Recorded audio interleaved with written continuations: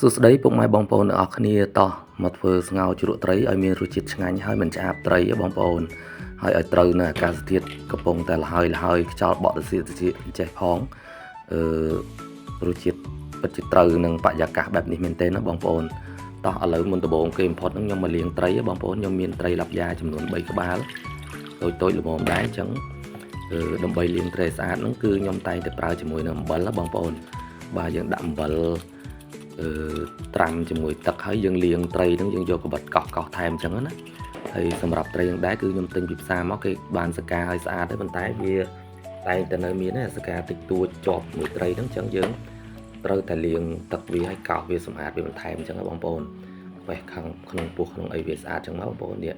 ហើយលាងឲ្យស្អាតហើយបាទហើយតបមកទៀតហ្នឹងគឺលាងជីបងប្អូនជីឬក៏លក្រីជីដែលត្រូវដាក់ក្នុងជីជ្រក់មានជីបន្លាជីនឹងវងហើយសម្រាប់បន្លែខ្ញុំប្រើនេះផ្សិតសបងប្អូនបន្ទាប់មកខ្ញុំចាប់ដើមលាងបន្លែឲ្យស្អាតមកបេះផ្សិតនៅតូចដាក់ចឹងមកក្នុងហ្នឹងមានខ្ទឹមបារាំងក្រូចឆ្មាហ្នឹងត្រៀមមកហើយបងប្អូនបាទហើយសម្រាប់នេះគ្រឿងខ្ញុំមានរ៉ូឌីអំបិលហើយនិងទឹកត្រីលើកហ្នឹងខ្ញុំមកដាក់ស្ករឲ្យបងប្អូនឥឡូវបន្តទៀតហ្នឹងយើងត្រូវធ្វើអីគឺកាត់ត្រីកង់បងប្អូនអត់ចង់កាត់ចង់ដាក់ទាំងធំអញ្ចឹងក៏បានដែរបងប្អូនតែខ្ញុំកាត់កង់អញ្ចឹងស្រួលញ៉ាំបងប្អូនបាទឥឡូវត្រីរៀបចំរួចហើយបងប្អូនបាទបន្តមកទៀតហ្នឹងមានតែដាក់ឆ្នាំងមកដាំទឹកបងប្អូនហើយក្នុងការឆ្កោជ្រក់នេះដែរគឺខ្ញុំបានបន្ថែមនឹងកមកចាប់ចូលក្នុងនឹងដែរបងប្អូនបាទហើយឥឡូវនេះគឺស្តិតគឺខ្ញុំបេះតូចអញ្ចឹងបន្ទាប់មកខ្ញុំហាន់ខ្ទឹមបារាំងហាន់ជីហាន់អីរបស់យើងហ្នឹងហើយនេះគល់ក្រីហើយនឹងខ្ទឹមសម្ទេសខ្ញុំដំឲ្យវាមកផាំងពីផាំងចឹងមកដើម្បី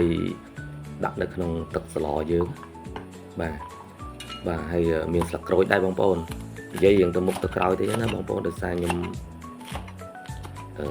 និយាយយកបានត្រៀមទុកទេហើយនេះគឺជីខ្ទឹមដែលយើងហាន់ទុកសម្រាប់បងពេលឆ្អិនបាទ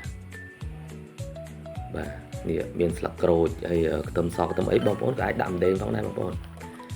ឡូវទឹកពុះហើយបងប្អូនដំបូងគេនេះខ្ញុំដាក់អង្ករតាមពិតអង្ករនេះយើងអាចដាក់តាំងពីដាំទឹកដំបូងក៏បានដែរតែខ្ញុំភ្លេចអញ្ចឹងដល់ពេលទឹកពុះទៅខ្ញុំយកអង្ករមកដាក់ហើយឥឡូវខ្ញុំកូរមើលអង្ករខ្ញុំរៀងឡើងបងក្រងអញ្ចឹងបើបងប្អូនចង់ទៅរីកទៅបានខ្ញុំចាប់ផ្ដើមដាក់កលក្រីខ្ទឹមសខ្ទឹមអីដែលខ្ញុំដំមួយម្ទេសនោះដាក់ចូលបន្ទាប់មកគ្រឿងក្រៅមានអំបិលរ៉ូឌីហើយនឹងទឹកត្រីខ្ញុំចាក់ចូលក្នុងពេលហ្នឹងតែម្ដងបាទបើកន្លែងនេះបងប្អូនចូលចិត្តស្ករដាក់ស្ករតិចទៅតែដោយសារថ្ងៃហ្នឹងមានអ្នកអត់ទទួលទានស្ករហើយទឹកពុះចូលអញ្ចឹងបងប្អូនបងត្រីចូលហ្មងទៅបងប្អូនបាទហើយតបមកទុកវាមកស្ទុះដើម្បីវាពុះ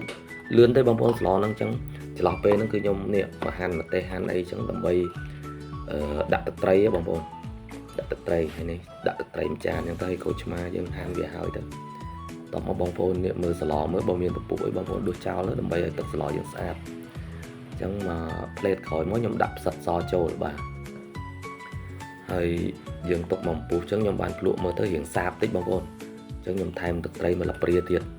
បាទឥឡូវម្ហូបមើលទៅដូចត្រីឆ្អិនហើយបងប្អូនម្ហូបហ្នឹងលឿនមែនទែនណាបងប្អូនងាយឥឡូវមុនដាក់ចុះហ្នឹងខ្ញុំដាក់ខ្ទឹមបារាំងដែលហាន់ហើយហ្នឹងចូលដាក់ជីតិចចឹងមកហើយ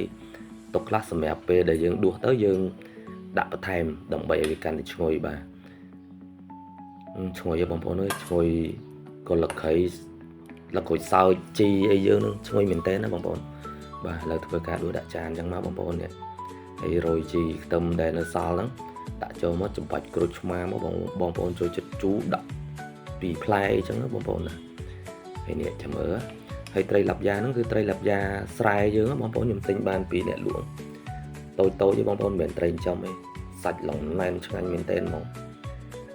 ខ្ញុំដួសសាកឲ្យបងប្អូនមើលអូសាច់ឡងណែនក្តន់ហើយបាច់ក្រូចឆ្មាជូរយកមកជូរជ្រះបងប្អូនដាក់ទៅចោលត្រជាក់ដាក់តាមចានហ្នឹងមួយឆ្នាំងមួយចានស្លហ្នឹងបែកយកខ្ចាយឲ្យបងប្អូននេះមើលតំណងឲ្យបងប្អូនបាទអរគុណពុកម៉ែបងប្អូនអរគ្នាណាដែលបានទស្សនាវីដេអូខ្ញុំហើយជួយចុច like និង share វីដេអូខ្ញុំអ្នកមួយផងបើបងប្អូនមិនទាន់បានជួយ subscribe អី